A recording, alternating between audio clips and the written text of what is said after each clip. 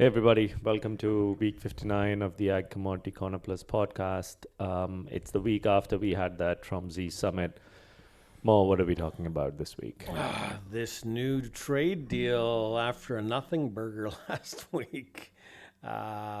Anyways, the $17 billion U.S China trade deal could equate to a new bull market in ag.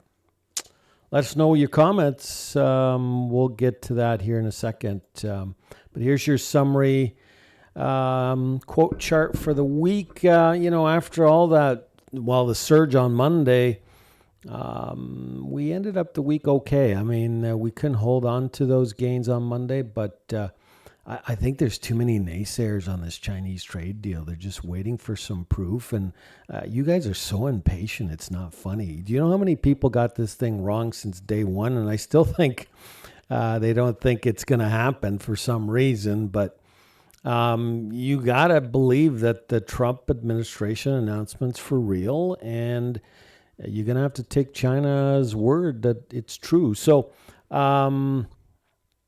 so some decent gains for the week on the grain side. You got lean hogs, new contract lows. They just can't catch a break. Cutout and cash are just doing absolutely nothing. We did have some profit taking in the cattle.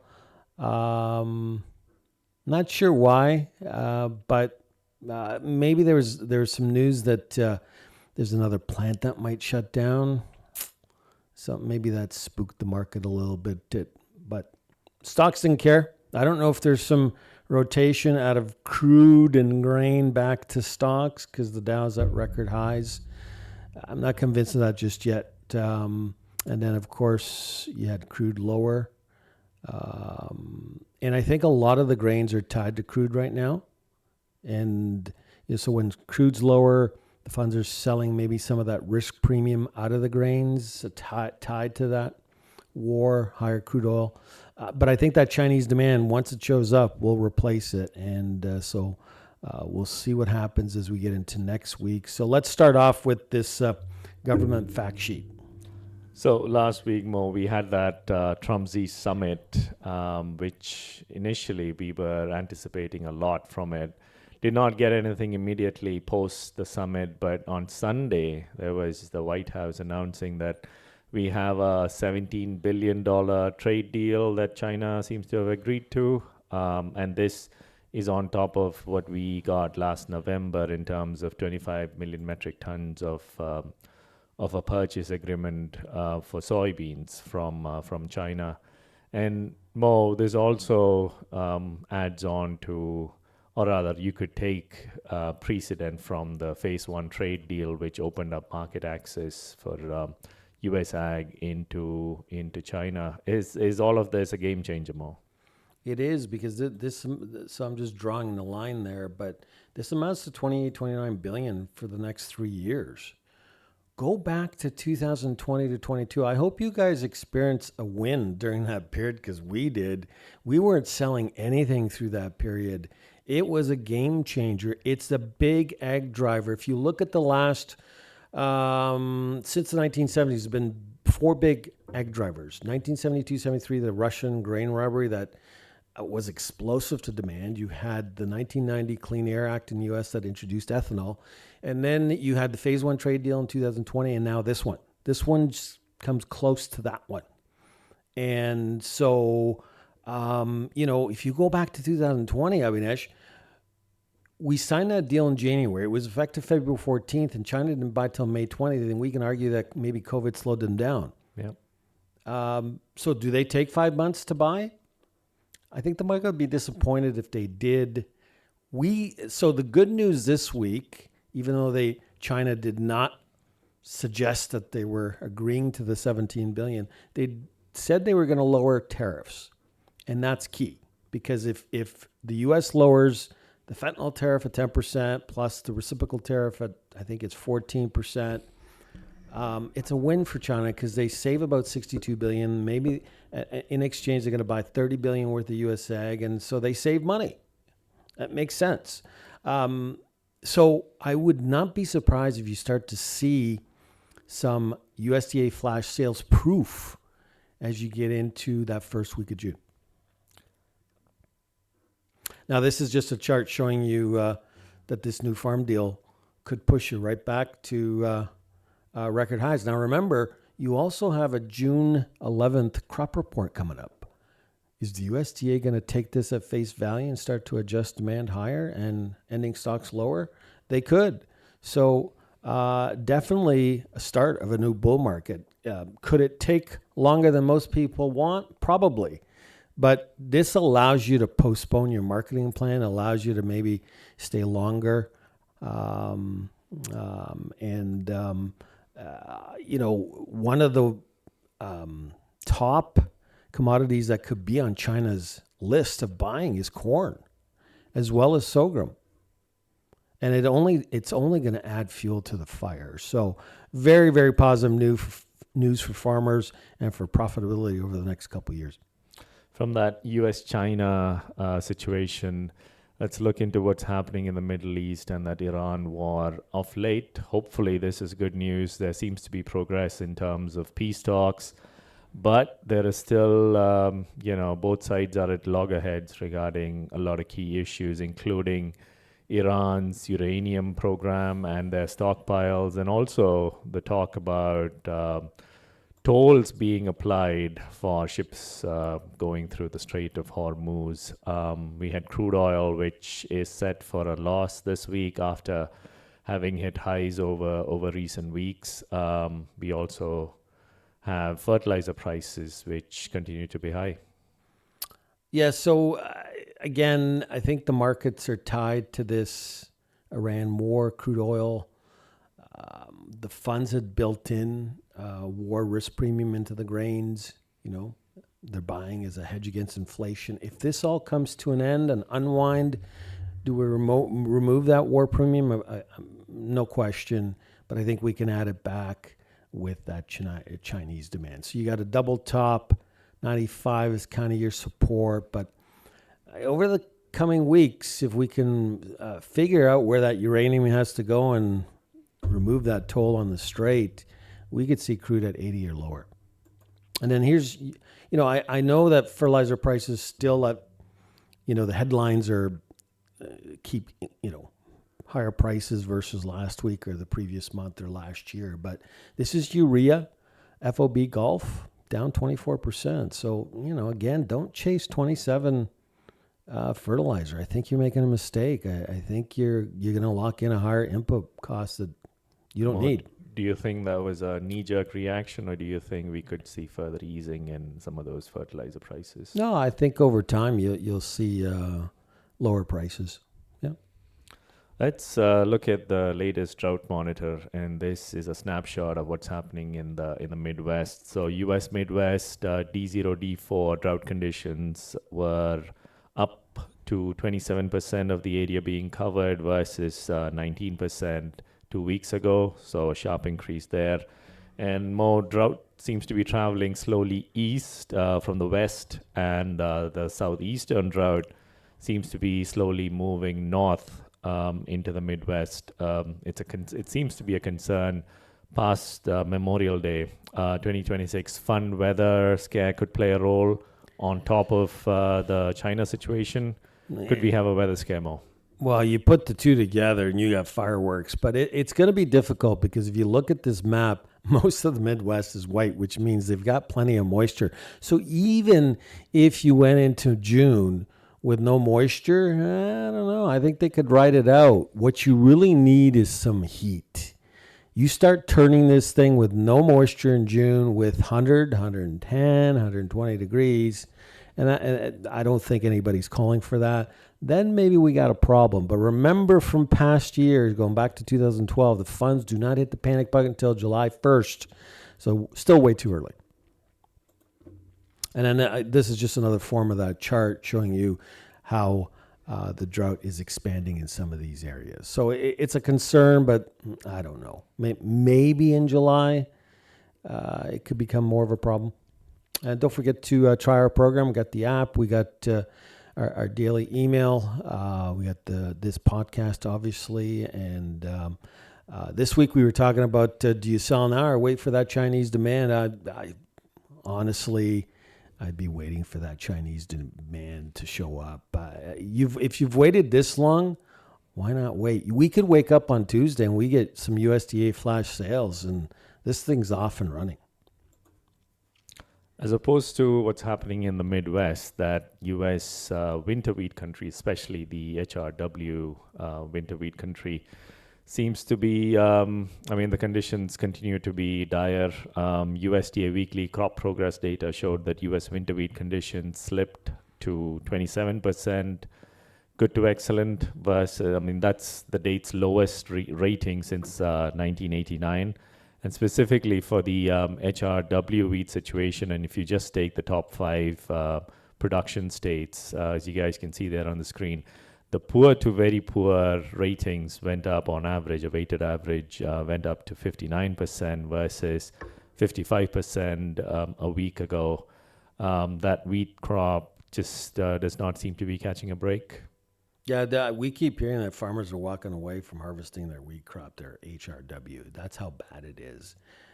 Now we got wildfires again because we got heat in that HRW country.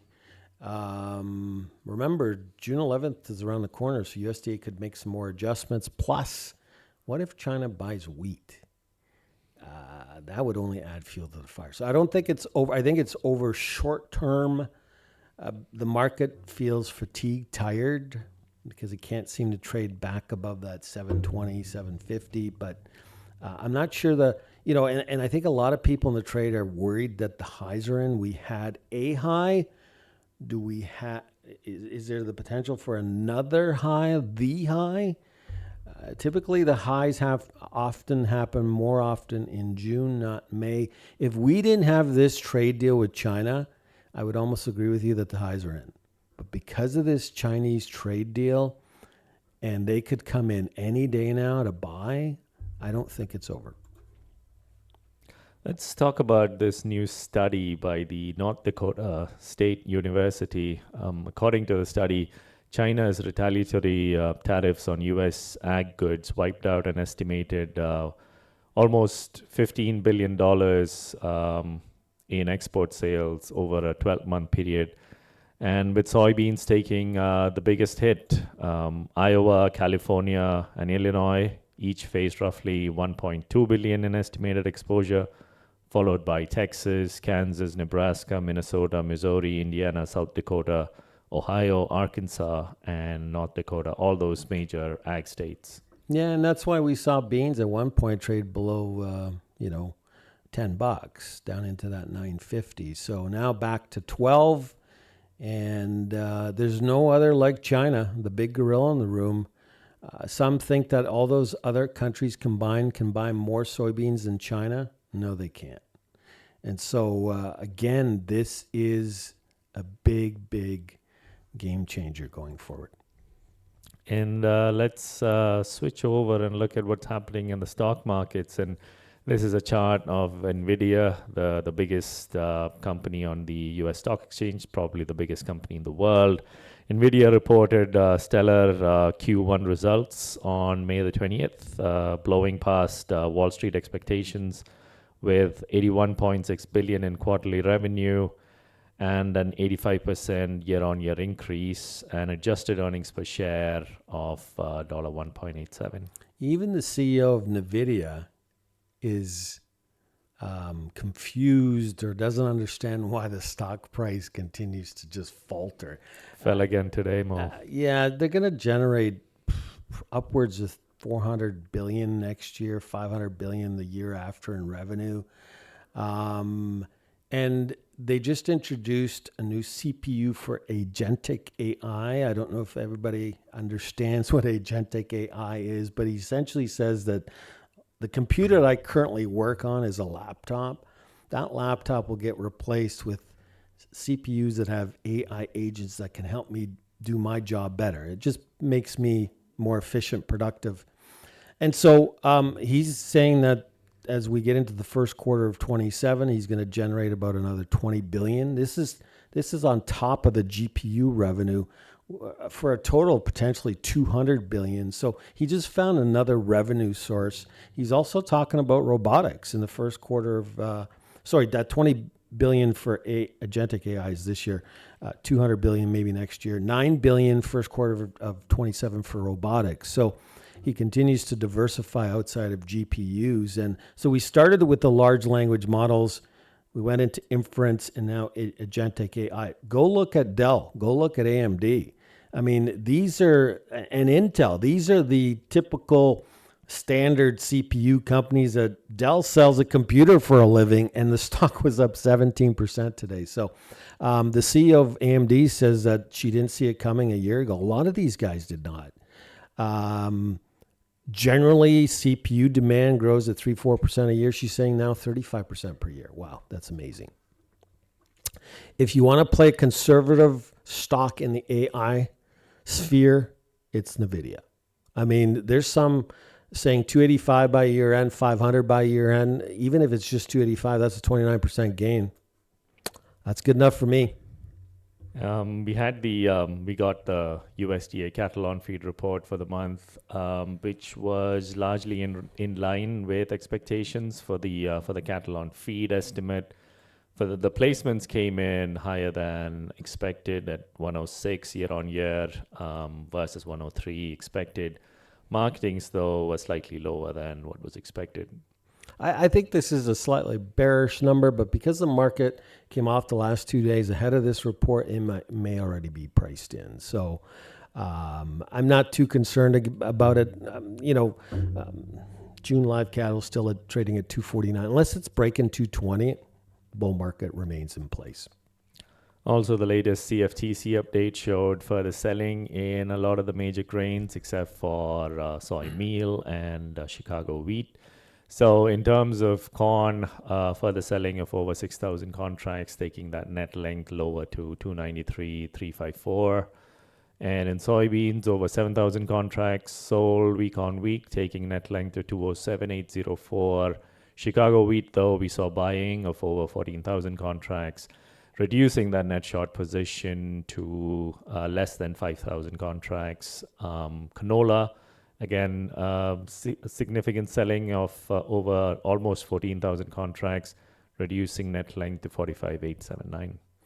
So last week we thought in real time this week the funds would be long 955,000 and they were long 945,650. This week we think in real time after this week's performance, where you had that surge initially Monday and then kind of flatline down later in the week, we still think there's long about 958,000. So they're still relatively long considering the volatility this past week.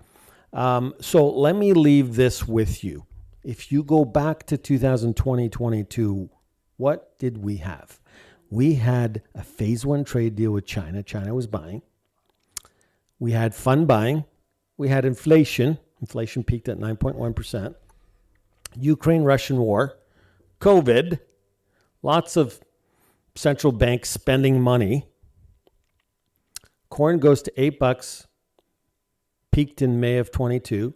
Beans go to $18, wheat goes to $13, $14. Canola went to $1,200, $158 on cotton. Now remember, canola also had a drought in 21.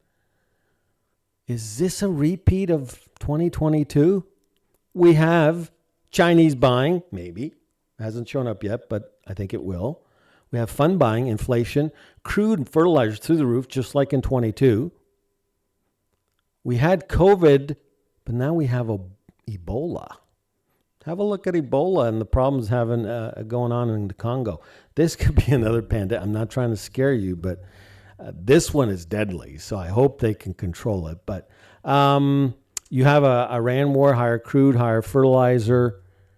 I'm telling you, this is a game changer. This is a new bull market in ag for the next 2.5 years. This is what the farmer needed. And you're going to start to see some really improved margins and profits. So enjoy your long weekend. For our friends down in the south, we already celebrated our long weekend last weekend with Victoria Day because we live in London, Ontario. By the way, I don't know if you guys know, but we're from Canada. I think we lost a lot of members now. Anyways, just kidding. We love you. Don't forget to subscribe to the channel. Till next Friday. Enjoy. Take care. Take care, guys. Bye for now.